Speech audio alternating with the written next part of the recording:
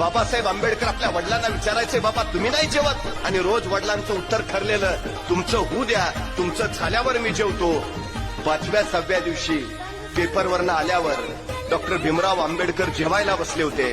जेवता जेवता अचानक त्यांच्या लक्षात आलं की मी रोज वडिलांना विचारतो, तुम्ही नाही जेवणार?